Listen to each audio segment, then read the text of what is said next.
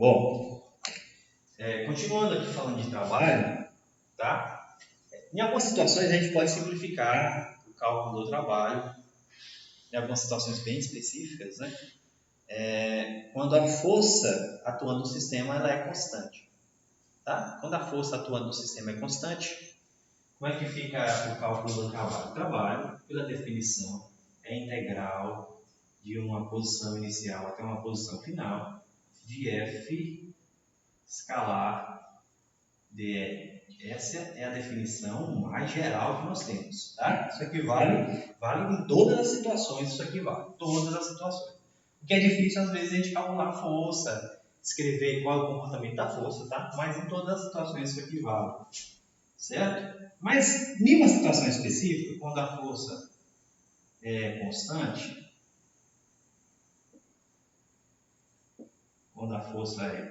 o que acontece? Acontece que eu vou considerar constante, tá? Eu vou considerar que ela atua na mesma direção do movimento. Não, nem precisa. A força é constante, simplesmente.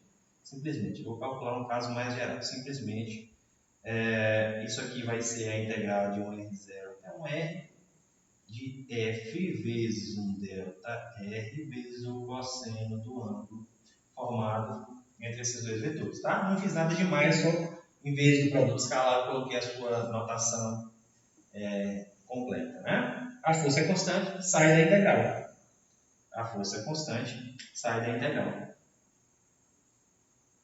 Tá? Além disso, esse cosseno aqui, ele pode não depender do movimento do objeto. Isso pode acontecer. Ele pode depender também do deslocamento. O ângulo vai mudando à medida que o objeto vai se deslocando, sem problema nenhum. Em movimentos ao longo de uma única direção, movimentos retilíneos, tá?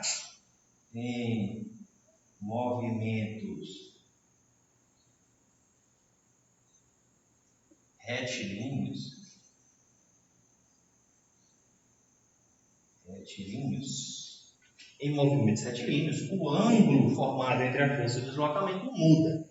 Ele também é uma constante, pode sair da integração. Então, o trabalho ele fica simplesmente o produto da força vezes o cosseno do ângulo, vezes a integral do dr. O dr é um deslocamento ao longo de uma direção retilínea. Tá? Esse deslocamento eu vou chamar de delta x. Delta x porque, digamos que ele esteja se movendo em uma direção x. Tá? De modo geral, chama de delta s. Pronto, S para uma direção retilínea qualquer. Que não precisa ser a direção x. Pode ser, por exemplo, na vertical, pode ser qualquer outra direção específica. Um delta S específico. Tá? Trabalho vai ser força vezes o deslocamento vezes o cosseno do ângulo formado entre a força e o deslocamento. Perceba em que situação nós podemos usar essa equação aí. Quando nós temos uma força constante e nós temos um movimento retilíneo. São essas duas situações. Professor, quando a força não for constante, aí simplesmente você não usa isso e usa a definição geral. Tá? Quando o movimento não for retilíneo e o ângulo muda, aí você não usa isso, usa a definição geral. Tá? Você vai ter lá como o ângulo vai mudar e aí... Mas isso aqui é uma mão na roda. Tá? Porque eu poderia usar essa equação diretamente para calcular trabalhos de uma enorme situação, de grandes situações onde força é constante e o movimento é retilíneo. Eu vou dar um exemplo onde a gente pode usar essa equação. Digamos que eu tenha um objeto, um bloco. Bloco por quê? Porque física adora bloco. Física não deveria ser chamada de física, deveria ser chamada engenharia do bloco. Física adora bloco. Imagina que tem um objeto, um bloco, se movendo ao longo de uma linha reta aí. Está na superfície horizontal. Esse objeto está escorregando sobre essa superfície e à medida que ele escorrega, digamos que tem atrito na superfície, né? Se ele está indo para a direita, se o bloco está indo para a direita, a força de atrito atua ao contrário ao movimento. Lembra lá do atrito cinético? Então a força de atrito vai estar para cá. Força de atrito. Tá? Força de atrito atuando aí no objeto. Digamos que o objeto se desloque entre essa posição. Se isso aqui é um sistema de coordenadas, um eixo X, tá? Essa aqui é a posição inicial, até uma posição final. Aqui. Essa é a posição final do bloco. Posição final. X final. Tá? Ele se deslocou aqui por um espaço, que é um delta X. Certo? Ele está vindo para cá, para a direita. Essa é a direção do movimento do bloco. Nessa situação, a força de atrito é uma força de atrito cinético. E a força de atrito cinético é constante. Olha aí, posso usar essa equação. É um movimento retilíneo, onde a força é constante. Perfeito, posso usar essa equação aqui. Tá? Qual seria o trabalho realizado pela força de atrito?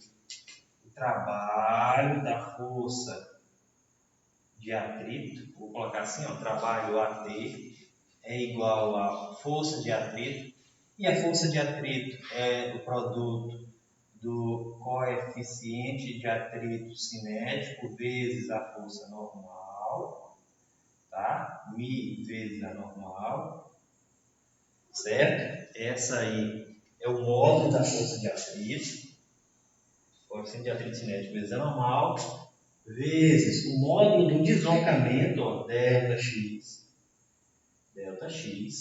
tá?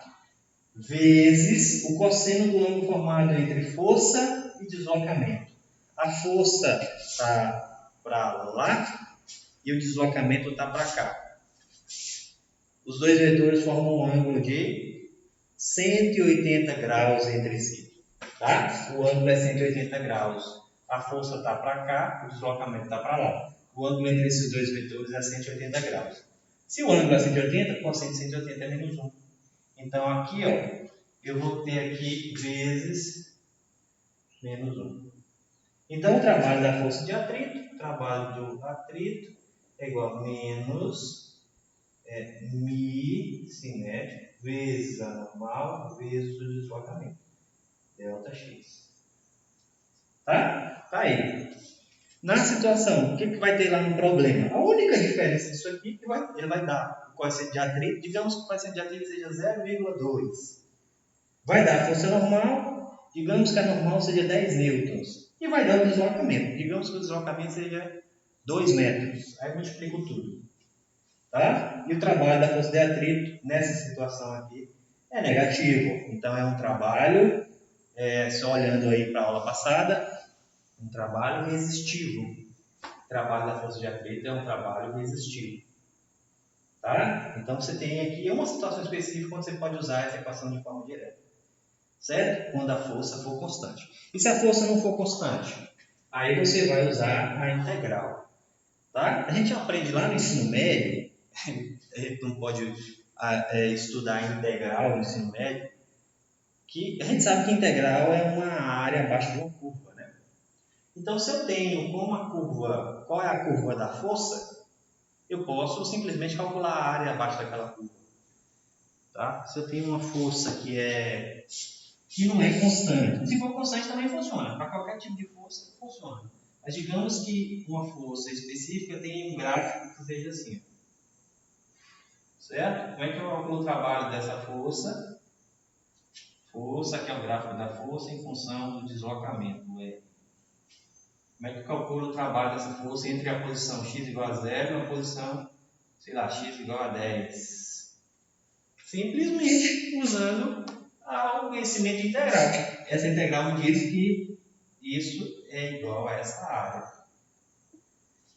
Perfeito? Então vocês sabem disso, vocês são aí da matemática, vocês estão mortos de saber que integral, na verdade, é uma área abaixo de uma curva. Tá? E eu posso usar ou a integral direta, ou se eu sei a área, em algumas situações o problema pode te fornecer não a função mas ele pode fornecer o gráfico já direto. Eu mostrei como o gráfico é, comportamento gráfico, tá? Aí você pode fazer o seguinte, esse gráfico aí, eu sei que isso é o gráfico de uma parábola. Aí eu construo a parábola e calculo a integral. Ou eu posso simplesmente calcular a área do gráfico. Se for um gráfico fácil de calcular, eu posso calcular a área do gráfico de forma direta, sem problema nenhum, tá? Eu posso calcular o trabalho usando a integral ou usando a área do gráfico, se o problema não fornecer o gráfico, tá? Além disso, deixa eu falar uma situação muito legal onde você pode usar a área do gráfico. Imagina que eu tenho um trabalho da força elástica.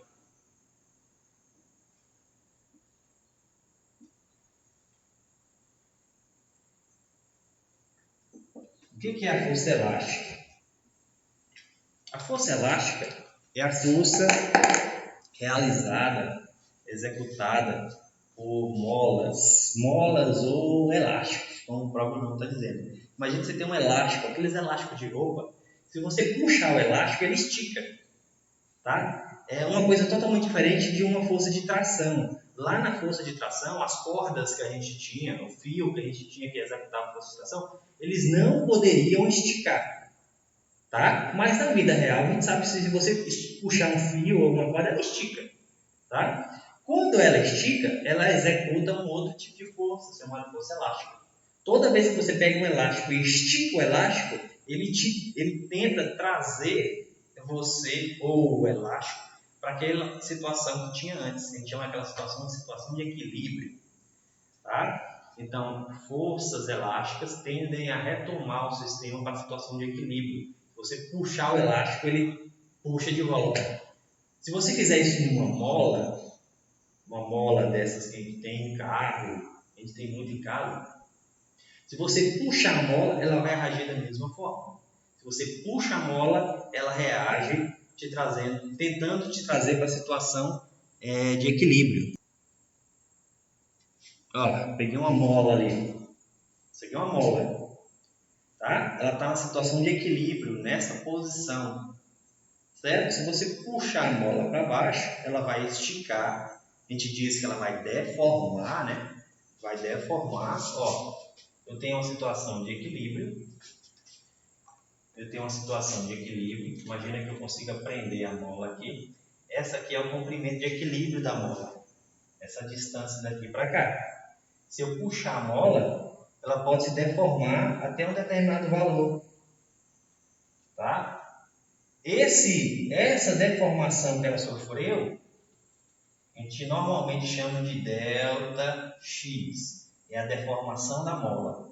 É a variação do comprimento da mola. Ela estava aqui e deformou. Se eu soltar, olha o que vai acontecer. Ela vai balançar, bagunçar, mas depois que ela ficar paradinha, depois de um tempo, ela vai estar na posição de equilíbrio. Entendem? Então a mola, ela tende a voltar para a posição de equilíbrio.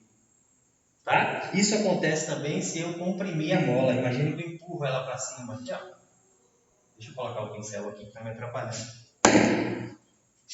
Tem a mola, posição de equilíbrio. Né? Se eu empurrar ela, comprimindo ela para cima, ela vai bagunçar. Certo? Mas se eu soltar, eu solto, ela bagunça, demora, fica aqui balançando, mas depois de um tempo, ela volta para a posição de equilíbrio. Tá? Então a mola é um sistema que gosta de voltar para a posição de equilíbrio. Se eu puxo ela e quando eu solto, ela vai bagunçar e depois voltar para a posição de equilíbrio. Se eu comprimo a mola e quando eu solto, ela vai balançar e voltar para a posição de equilíbrio. Tá? Essa força atuando em sistemas dessa forma a gente chama de força elástica. E ela é calculada por essa equação aqui, ó. Força elástica igual a menos K vezes X. O que é o K e o que é o X? Certo? Esse K é chamado de constante elástica.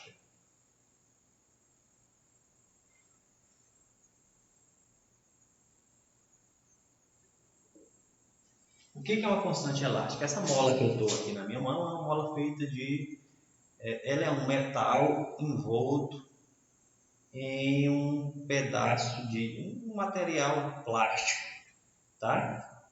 Mas digamos que essa mola, eu tenho uma outra mola que é feita só de plástico, ou uma outra mola que é feita de um metal específico. Por exemplo, uma mola feita de alumínio. Ela vai ter um comportamento de uma posição de equilíbrio, de uma deformação totalmente diferente de uma mola feita de plástico. Tá? Então, como é que eu reproduzo essa variação de material que faz a mola? Através dessa constante elástica. Para cada material, isso já foi tabelado há muito tempo atrás, as pessoas fizeram isso para vários materiais, tá? Tabelaram o valor da constante elástica para vários materiais. Então, não é uma coisa que vocês precisam se preocupar na prática. Tá? A constante elástica é um valor tabelado que especifica o material que a mola é feita. Certo? X, na verdade, é o delta X. Certo? O que é o delta X? O delta X é a deformação que a mola sofre. Tá? Então, se eu puxar um pouquinho, ela vai sofrer uma força resistindo, que vai ser pouquinha. Se eu puxar mais, a força é maior. Se eu puxar mais ainda, a força é maior ainda. Então, dependendo do quanto eu deformei a mola da posição de equilíbrio, eu vou ter uma força elástica que tem intensidade diferente. Então, ela depende da deformação da mola. Tá? E esse menos que o senhor botou bem aqui, professor, esse menos ele tem uma natureza. É um sinal interpretativo. Tá? Isso aqui é chamado de lei de Hooke, que é uma homenagem a um cara que estudou isso. Tá? Vou colocar aqui, ó. Lei de Hooke. Hooke é aquele que fica verde, da Marvel. É aquele lá mesmo, lei de Hooke. Tô brincando, é aquele lá. Esse menos aqui, ele diz o seguinte: ele diz que a força elástica ela atua contrária à deformação. Se eu puxo a mola, a força elástica puxa no sentido contrário. Se eu empurro a mola, a força elástica age no sentido contrário. Toda força que age no sentido contrário a uma perturbação, ela é chamada de força restauradora. Ela tenta restaurar o sistema para a posição de equilíbrio. A força elástica é uma força restauradora. Para indicar que a força é uma força restauradora, nós usamos o sinal de menos. Professor, é só a força elástica que é uma força restauradora? Não, tem outras forças que são restauradoras também. Todas elas, sinalzinho de menos. Isso é para indicar que a força age no sentido contrário à perturbação. Se eu empurro para baixo, ou se eu puxo o sistema aumentando o tamanho da mola, ela vai reagir tentando voltar. Se eu comprimo o sistema diminuindo o tamanho da mola, ela vai reagir tentando voltar. Para indicar isso, sinalzinho de menos para dizer que a força é a força restauradora. A força elástica é uma força restauradora. Tá?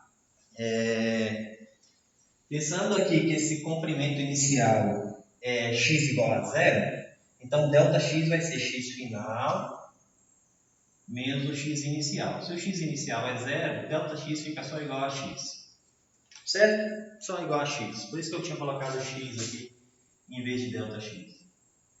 Tá? Mas vamos calcular o trabalho realizado pela força elástica. Tá? Força elástica em uma situação aqui específica. Vou apagar e vou dizer o seguinte: vou dizer que um objeto está preso a uma mola. Esse que eu tenho uma mola e tem um sistema, um objeto de massa aí. Tá? Esse sistema aqui é um bloco conectado a uma mola. A gente chama de sistema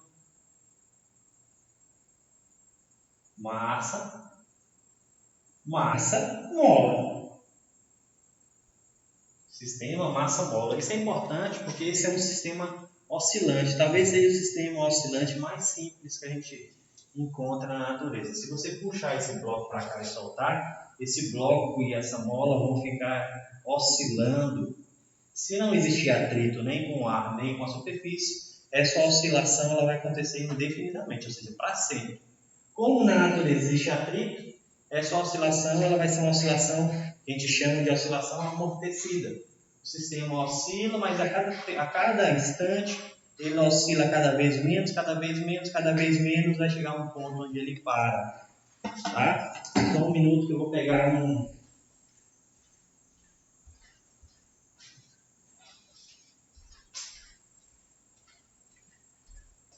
Isso é um sistema oscilante na horizontal. Aqui, ó, eu tenho...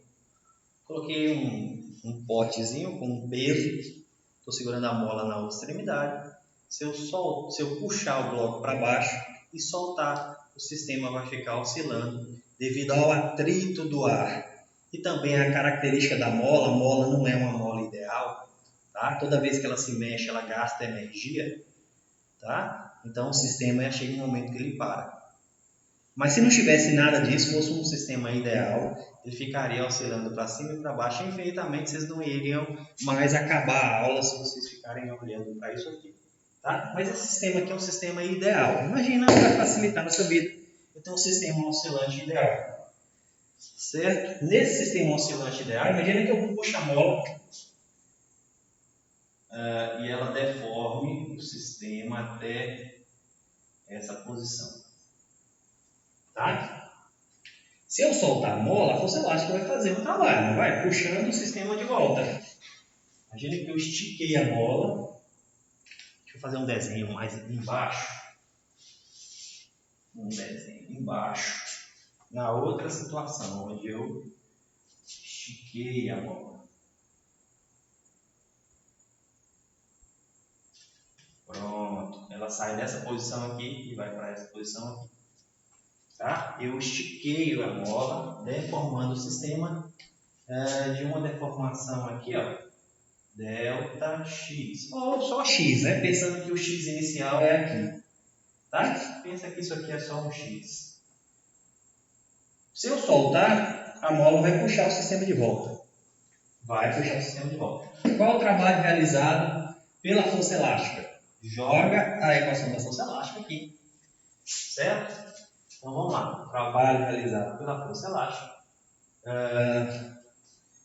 É o módulo da força elástica. Perceba, o módulo da força elástica eu não posso usar um sinal. Porque módulo é uma grandeza positiva definida. K vezes, vou chamar só de x, tá? Só de x para facilitar a minha vida. Vou fazer aquela integração lá. O deslocamento. O deslocamento ao longo de uma única direção, em vez de ΔR, eu vou chamar de dx. O módulo do deslocamento. Tá? Vezes o ângulo formado entre força e deslocamento. A força elástica é uma força restauradora. Se ela é uma força restauradora, ela sempre vai atuar tentando restaurar o sistema. Tá? Então, se eu solto o deslocamento, vai ser na mesma direção da força. Na mesma direção da força. Então, o cosseno é 0. Ou o ângulo é 0, o cosseno é 1. Tá? Imagina aqui, pega, eu puxei, soltou. A força elástica é para lá e o deslocamento também é para lá. Tá? Para a esquerda, força elástica, deslocamento também para a esquerda. Tá? Isso pode acontecer de forma diferente em outras situações. Mas nessa situação que eu puxei o bloco até aqui, eu vou calcular a força elástica durante esse percurso, daqui para cá. Certo? Daqui para lá acontece o inverso. Tá? Então isso aqui vai ser K, é uma constante, sai da integral, a integral de x dx. E a integral de x dx é x2 sobre 2. O trabalho é igual a K x2 sobre 2. E tem os limites de integração aqui, né? Digamos que seja de 0 até x. Vou ter que trocar as variáveis. Eu vou chamar aqui de x'. Então fica K x2 sobre 2 de 0 a x'. Isso vai ser K x' ao quadrado sobre 2. Para ficar mais bonitinho, em vez de x' aqui, eu vou trocar. Vou voltar para uma outra variável. Tá? Trabalho da força elástica. Trabalho da força elástica é meio de K x ao quadrado. É x', mas eu posso colocar qualquer variável quando eu quiser escrever. Porque depois da integração eu posso trocar as variáveis. Tá? Esse é o trabalho da força elástica. Meio de K x ao quadrado. Perfeito? Então, está aí o trabalho de uma força variável. Eu já calculei trabalho de força constante, trabalho de força variável. Tá? E é interessante a gente perceber que nós fizemos isso para uma força de cada vez. Primeiro o trabalho da força gravitacional, só a força gravitacional. Depois o trabalho da força de atrito, só a força de atrito.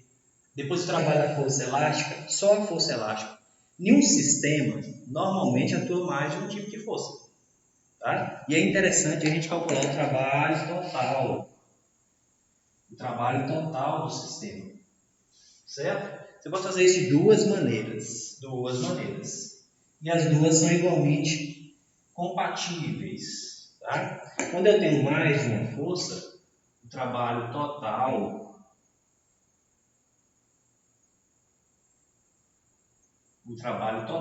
é simplesmente trabalho total, vou chamar de T, trabalho total, simplesmente o trabalho realizado por cada uma das forças. O trabalho da primeira força, mais o trabalho da segunda, mais o trabalho da terceira, e por aí vai até o trabalho da enésima força.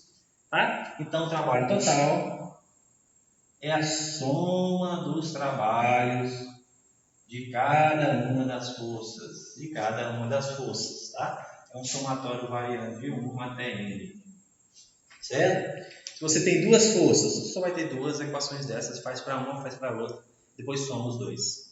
Se você tem três forças, faz para uma, faz para outra, soma os três valores. E aqui a soma é uma soma normal, né? Tendo em vista que o trabalho é uma grandeza escalar. Então a soma de números, sem problema nenhum, coisa fácil de se fazer. Se você tem forças, muitas forças, tá? Muitas forças, não é tão conveniente você usar isso, certo? Às vezes, você tem as forças e também o problema fornece a força resultante. Então, em vez de fazer o trabalho de cada uma das forças, o trabalho total ele é simplesmente dado pelo trabalho da força resultante. Trabalho, eu vou chamar assim, FE. Eu vou colocar aqui embaixo que é o trabalho da força resultante.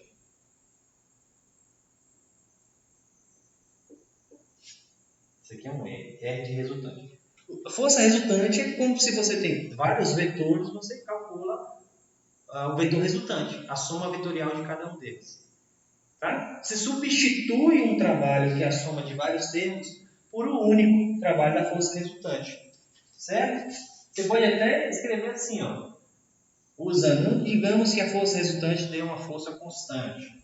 É a força resultante vezes o deslocamento vezes o cosseno formado entre o deslocamento e a força resultante.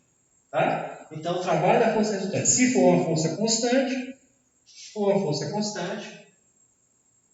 para forças constantes, tá? Para forças constantes, você pode escrever assim. Ah, professor, e se a força não for constante? Tem que usar a definição, não tem jeito. Usa a definição e aí faz aí o problema com a definição, sem problema nenhum. Sim, sem problema nenhum, mas substituindo aqui, né, a força F pela força resultante. Tá? Então, a única diferença que vai ser é que se a força não for constante, você substitui a força F pela força resultante. Tá? Tem problemas dessa forma lá no livro. Eu faço para vocês depois que eu terminar o assunto, aí eu paro e faço todos esses problemas para vocês, tá? Deixa eu dar uma pausa aqui e vou falar de outra coisa.